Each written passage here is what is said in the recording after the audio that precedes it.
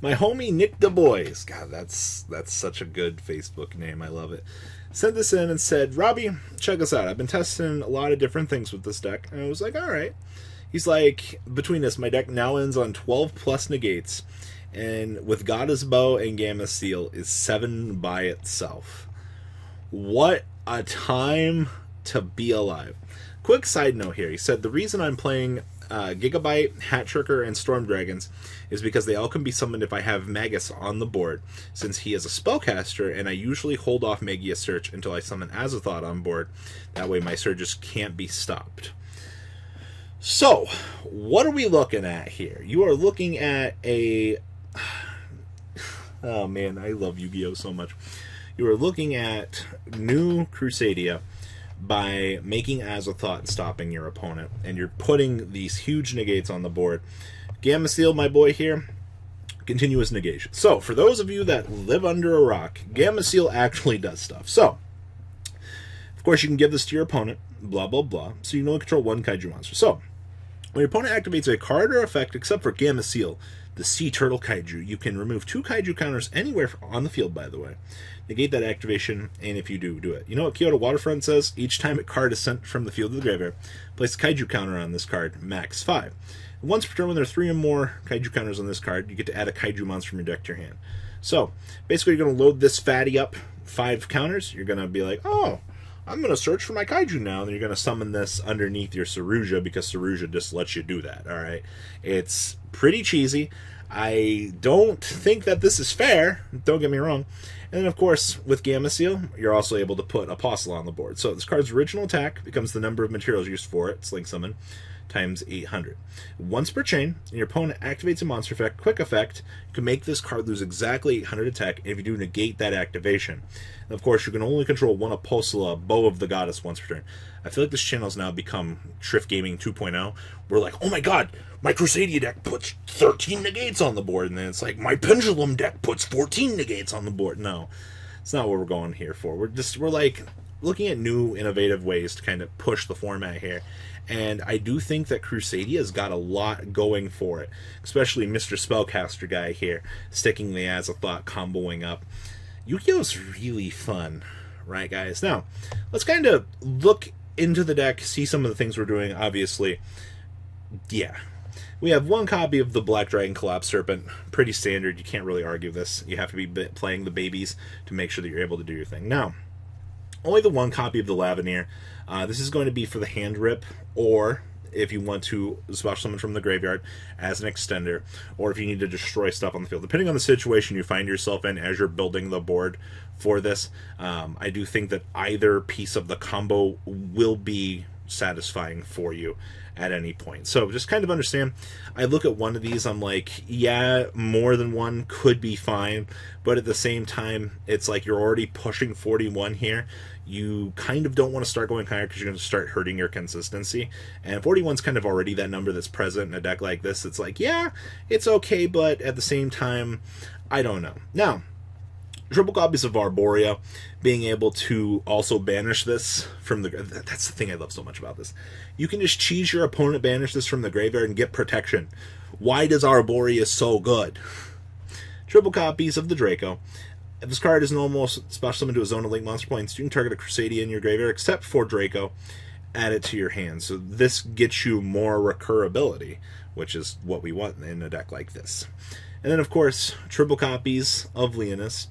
Being able to pass a link monster the ability to inflict piercing damage to your opponent. Yeah, this is what's going to help you win games in situations. Not, 12 plus negates, but, general things like that. Maximus, special summon to a zone of link monster points to. Standard. And then any battle damage your opponent takes is doubled. Being able to pass that on through an OTK board and just look at your opponent and it's like, oh, well, what do I do? Your opponent's just like, hey, sorry, mate. I didn't mean it. And of course, triple copies of Reclusia, being able to target Crusadia card you control and card your opponent controls and destroy them, and then protect yourself through Arborea, because that's just how that works. And of course, we have triple copies of Defrag Dragon. This is going to be more of your extenders, being able to just discard something, beam this card out. You have Dragon essentially set up for full Guard Dragon. All right, like, once again, this is fair, right? One copy of Destrudo, bringing this off of your generic monster. Extender ending on the Borreload Savage Dragon for additional negates. It's really all about he does. If you really need him to be an extender, he can be, but it really is just kind of dependent on things. We have the one copy of the Gamma Seal, standard Kyoto Waterfront. It's going to be loading up for massive negates. We have triple copies of Gigabyte. So, if you control a spellcaster monster, you can special summon this card from your hand. Destroy by battle card effect, special summon one monster with 1500 attack, 200 defense in your deck. Hey. It floats in the Storm Dragon. We have two copies of Hat Tricker. Control two or more monsters. Special summon this from your hand. Level 4, by the way. So as you're wanting to step into things like Azathoth, you can do so. We have the one copy of the Red Eyes Darkness Metal Dragon. Extender City. Look, Red Eyes Darkness Metal off of the Elpe. Special summon. Continue extending on my plays. Go into Elpe. Bring back the Red Eyes Darkness Metal. Continue extending my plays. Totally fair, by the way. We have the triple copies of Storm Dragon. First up, this is a level 4 dragon. Of course, you have a spellcaster monster. Special summon this card. Sure by battle card effect. And since the graveyard target monster with 1500 attack, 200 defense in your graveyard, special summon it. Hey, Gigabyte, how are you? Now, that being said, we have the last card in here being the White Dragon Buster. You have to play these. All right, once again, straight one-ofs. Can't argue it. One copy of Foolish Barrel, milling off something that you need to set up combo, needing to, it's a combo starter. Triple copies of Kyoto Waterfront. Unfortunately, you have to be playing 3 of these. Yes, you can brick with these pretty hard. If not, I mean, you get the extra copy, feel free to discard it somewhere along the way. One copy of Monster Reborn for combo extensions. One copy of the Reinforcement of the Army, searching for any warrior that we need. Oh, not Fred at all. Just anything that you need to start your combo, you're able to do so. One Terraforming for Kyoto Waterfront, and 2 copies of the best spell card in your deck, the Old World Legacy Guard Dragon. Extra deck on here. 2 copies of Saruja. You're able to step through multiples of these in a turn.